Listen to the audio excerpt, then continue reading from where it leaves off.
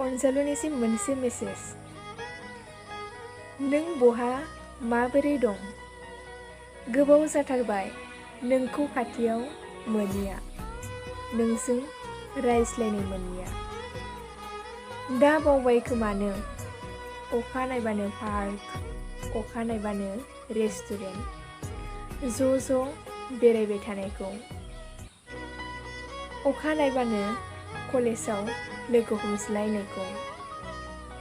आं दिनै फंसे खोथाखौसो सानदों। दिनै आं कलेजाव थाङा बुंब्ला नों आंबो बिब्दिब्ला थाङा बुंनायखौ।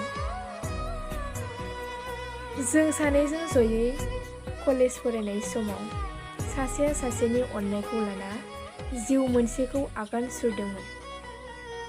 जेब्ला जोंनि फरायनाया थाथ'बाय अब्ला नों बहा आं बहा।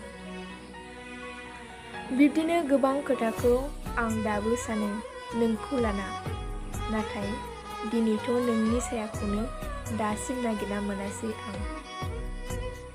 बिब्दिनो खोमा मेगननि गोजोन जायोब्ला बावनो सम नाङा आरो गोसोनिफ्राय जानगार जानोबो हायो। खन्थाइ एसेनोसै।